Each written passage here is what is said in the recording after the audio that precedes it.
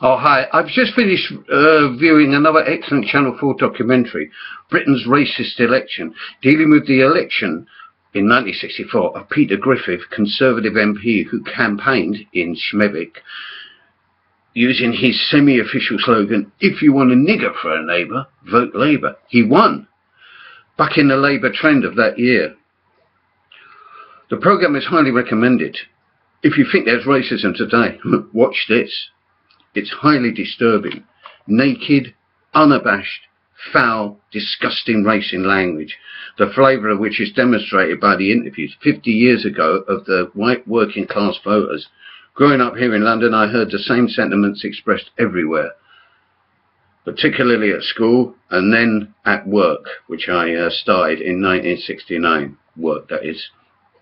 So I can say from personal experience, unhappily, that what you see if you watch this documentary is no exaggeration.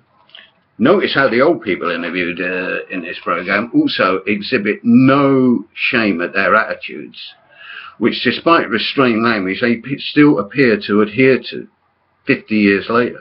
In this politically primitive backward nation, up until the 1970s, a considerable minority, maybe even a majority of the white working class were bitterly, irrationally racist.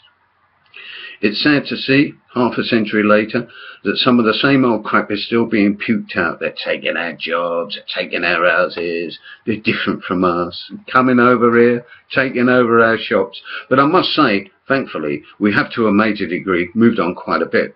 When I think of the sentiments revealed in this documentary and the horrors of the 60s and 70s, workers marching in favour of Enoch Powell, the rise of the National Front on the streets. It was the younger white working class that united with the oppressed minorities and drove the National Front off the streets. Lewisham 1977 representing the turning point. So you can fast forward 50 years to now, from 1964. Many of the barriers are broken down as the demographics of the working class life have changed forever. All colours have been thrown together. There are lots of mixed race relationships, and we've been thrown together in social housing, at work and in leisure and everywhere else, and there are still many tensions that remain, with new ones developing. The marginalisation of the Muslim population, for example, the rise of UKIP, Nigel Farage and these weirdos, this time opposing migration, even though it's 100% white, from Eastern Europe.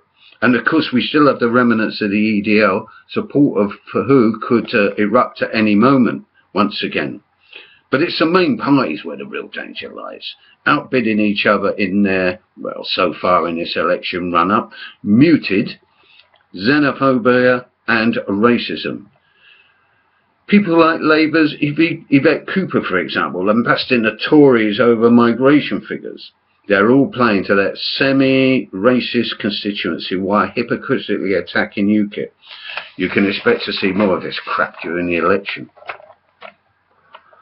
as the campaign warms up. Also, I deeply object to my class being portrayed as racist, thickos and morons by the middle and upper classes. It's mostly projection, because the higher up you go, socially, the more lily white it becomes, until you reach the aristocracy and the royals, which are 100% white and inbred. We're the only ones that have broken down the many racial barriers, not them. They are the true racists. And today, the main form of racism is located in the apparatus of the state. Institutional racism, a term that came into vogue during the Stephen Lawrence inquiry. But it's not only the police, it's the whole system. The Army, the House of Lords, the House of Commons, the Secret Services, the top bureaucracy from Whitehall to the provinces, the media, the uncivil service, banking, the top capitalists, mostly all privately educated, almost 100% white, and a direct unbroken chain that goes back a millennium. What I'm saying is it's the state and media where racism really exists, virtually unchallenged. As anarchists, we realise the state cannot be reformed, particularly here in the UK. It has to be destroyed worldwide by the vast majority of the population through the revolutionary process, replaced by an egalitarian, decentralised, non-capitalist dynamic society. The whole history of the 20th century, and alas, the 21st century so far illustrates what happens if we don't. The British state is decadent, incapable of real change, even to ensure its own survival. Racism is one of its main tools. You don't need reminding of the inherent vileness of the British state by me. Just look at the headlines in all the papers and on the TV news today. The latest ramifications of the mass paedophile scandal and cover-up at the top. The whole state and many of its top FODs are involved. You don't need reminding by me, particularly if you've seen my previous vidcasts. So, to recapitulate, it's the state where racism and vileness lay. At the very top, the entire system, from the upper classes, their means of dominance, the capitalist classes, bankers. Ironically, as they trumpet their patriotism, they sell everything to the highest bidder, industry, services, entire swaths of the capital and beyond, to the mega-rich of the world. There's no salvation in the state. It has to be destroyed before it destroys us and the rest of the world. We have to break out of this never-ending cycle. Here, could the confusion arising out of the 2015 election provide the backdrop? Well, bloody well hope so.